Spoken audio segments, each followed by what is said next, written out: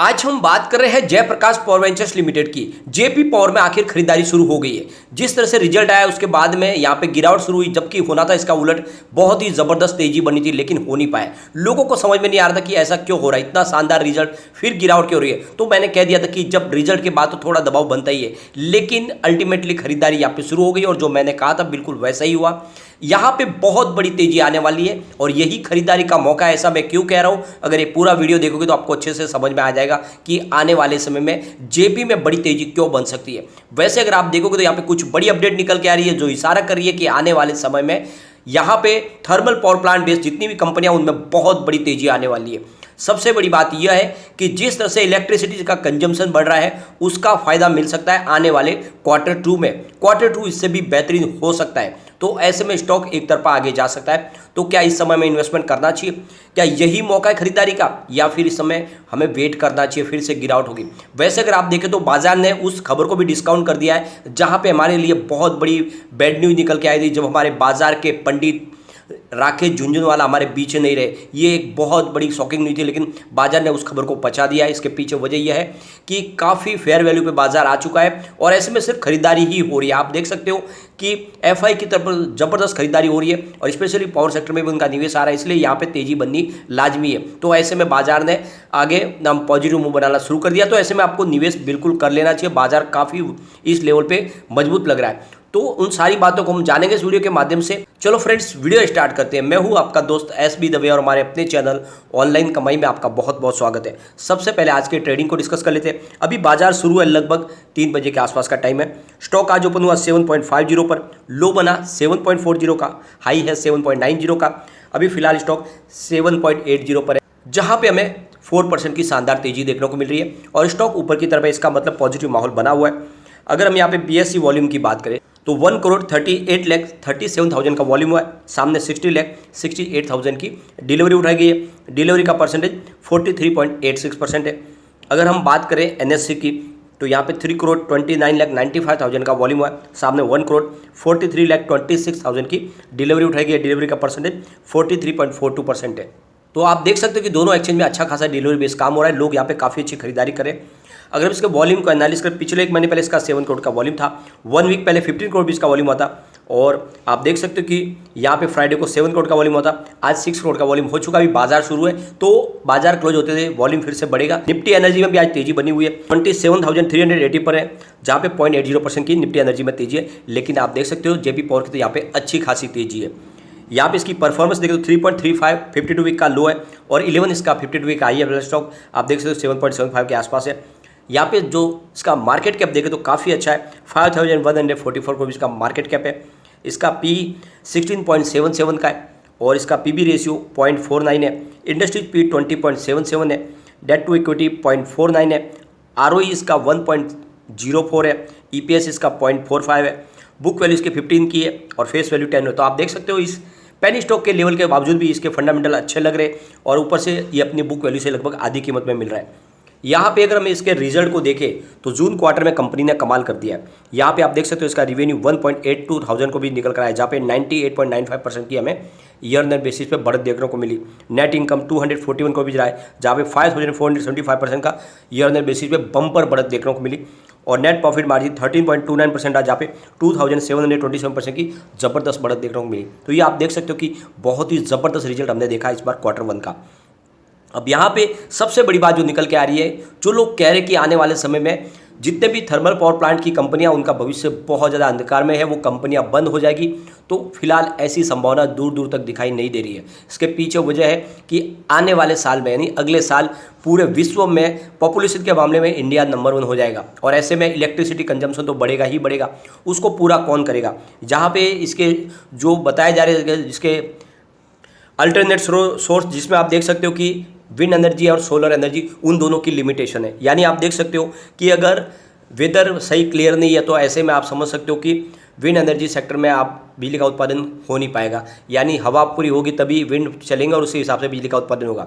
इसके अलावा अगर क्लाइमेट क्लियर नहीं है और ऐसे में बादल है तो आप समझ सकते हो कि सोलर पावर भी कुछ नहीं कर पाएंगे, वहाँ से भी बिजली का उत्पादन होगा। उसके लिए भरपूर सूर्य की ऊर्जा चाहिए। तो ये आप समझ सकते हो वहाँ पे लिमिटेशन है और ऐसे में बिजली का उत्पादन सिर्फ थर्मल पावर प्लांट से ही हो सकता है या फिर हाइड्रो इलेक्ट्रिक पावर प्लांट से बिजली का उत्पादन हो सकता है। तो ऐसे में आप देख सकते हो कि जेपी पावर के पास हाइड्रो इलेक्ट्रिक पावर प्लांट भी है और इनका थर्मल पावर प्लांट भी है, साथ में कंपनी की खुद की कोल माइंस भी है।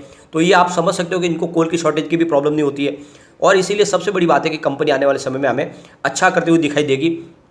साथ में यहाँ पे अगर देखें तो इस बार हमारे पीएम नरेंद्र मोदी जी ने जब लाल किले से पूरे देश को संबोधित किया उस समय उन्होंने कहा है कि इंडिया को एनर्जी के सेक्टर में भी आत्मनिर्भर होना होगा। यानी आत्मनिर्भर भारत के तहत हमें यहाँ पर ही सारे के सारे जो भी इंपोर्ट किया जाता है, इलेक्ट्रिसिटी के लिए कोल इंपोर्ट करना होता है, क्रूड ऑयल को इंपोर्ट होता है, बहुत कुछ, तो उसको धीरे धीरे कम करना है। यानी हिंदुस्तान में ही वो कैपेसिटी तैयार करने की सब कुछ यहीं पर मिल जाए। एक तरह से पूरी तरह से भारत को आत्मनिर्भर करना है एनर्जी के सेक्टर में और आने वाले समय में यहाँ पे बहुत सारी संभावना तलाशी जाएंगी। इसका फायदा भी पावर सेक्टर को मिलने वाला है। तो ये आप समझ सकते हो कि एक नए दौर की शुरुआत होने वाली है और इसीलिए यहाँ पे आपको तेजी आती हुई दिखाई देगी।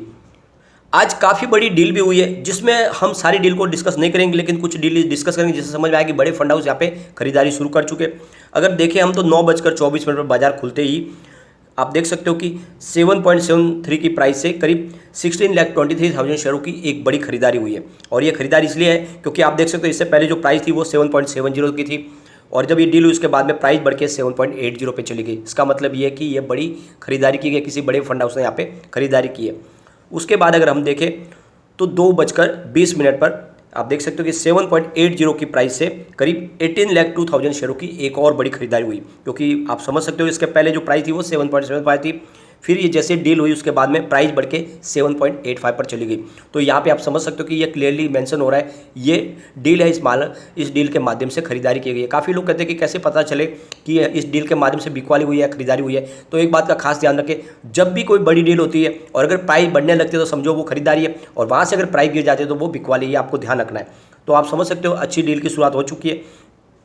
इस समय सरकार ने जो अपना गोल सेट किया वो है कि आने वाले समय में ग्रीन एनर्जी सेक्टर में 500 गीगावाट का इंस्टॉलेशन तो 2030 तक करना ही है। लेकिन जो इलेक्ट्रिसिटी का कंजम्पशन लगातार जो बढ़ रहा है उसको पूरा करने के लिए थर्मल पावर प्लांट के ऊपर भी सरकार को राहत देनी ही होगी, क्योंकि जिस तरह से यहाँ पे पॉपुलेशन बढ़ रही है इलेक्ट्रिसिटी का कंजम्पशन और बढ़ेगा, उसको पूरा करना होगा।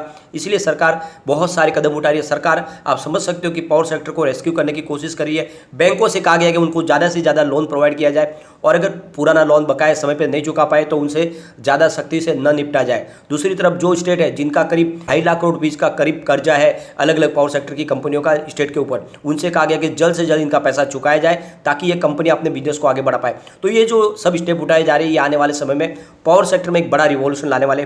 तो ऐसे में जेपी पावर में तेजी बनेगी और इस बार साबित हुआ इस Q1 में। अगर हम इसके आंकड़े देखें क्वार्टर वाइज तो काफ़ी अच्छे उत्साहवर्धक आंकड़े निकल कर आए। हम रेवेन्यू देखें अगर जून 2021 का तो इनका 915 करोड़ रुपीज़ का था, सितंबर में 902 करोड़ रुपीज़ का रेवेन्यू, दिसंबर में रेवेन्यू बढ़कर 1401 करोड़ रुपये तक पहुंचा, मार्च में 1406 करोड़ रुपये का रेवेन्यू और जून क्वार्टर में 1820 करोड़ रुपये का रेवेन्यू मिला कंपनी को।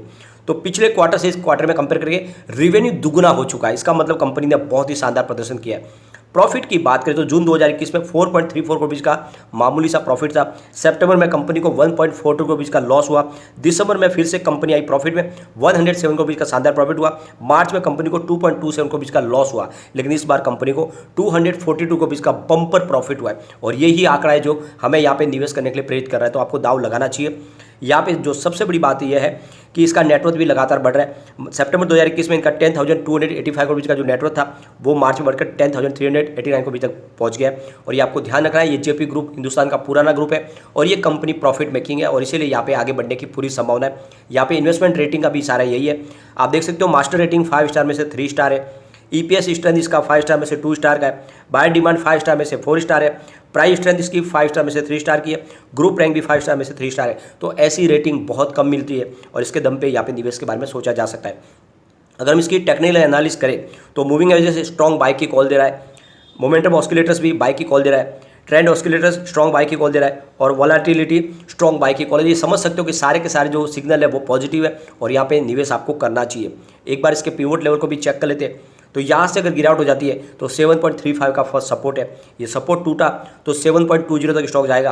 और नीचे चला गया तो फिर 6.95 तक जा सकता है। तो ये आपको ध्यान रखना है, गिरावट में ये 7 से नीचे जाने की संभावना तभी पॉसिबल है जब बड़ी गिरावट शुरू हो जाए बाजार में। फिलहाल यहाँ पे खरीदारी शुरू हो चुकी है, स्टॉक बुलिश जोन में दिख रहा है। ऊपर की तरफ मूव करने पे 7.75 का फर्स्ट रेजिस्टेंस है जिसको आज ऑलरेडी इसने ब्रेक किया है, अभी फिलहाल उसके आसपास ट्रेड कर रहा है। फिर सेकंड जो रेजिस्टेंस निकल के आ रहा है वो 8 का है, इसको पार कर लेंगे तो फिर 8.15 तक स्टॉक जाएगा। तो बिल्कुल जो गिरावट होनी थी हो चुकी है। जिस तरह से कंपनी ने रिजल्ट दिया है उसके बाद तो यहाँ पे खरीदारी बनती है क्योंकि कंपनी काफ़ी मजबूत है, अपनी बुक वैल्यू से आधी कीमत पे स्टॉक मिल रहा है। सबसे बड़ी बात यह है कि आने वाला Q2 इससे भी बेहतरीन रहने की पूरी संभावना है, तो यहाँ पे निवेश किया जा सकता है। लेकिन एक ध्यान रखें, पेनी स्टॉक है, रिस्की है, निवेश लिमिटेड करें। लेकिन फ्रेंड, कोई भी इन्वेस्टमेंट करने से पहले अपने फाइनेंशियल एडवाइजर से बारे में ले ले या अपना खुद का रिसर्च करें, क्योंकि मैंने वीडियो आपके एजुकेशनल पर्पज के लिए ही बनाई। वीडियो पसंद आए तो लाइक शेयर जरूर कीजिए और चैनल को सब्सक्राइब कर दीजिए। Thank you friend.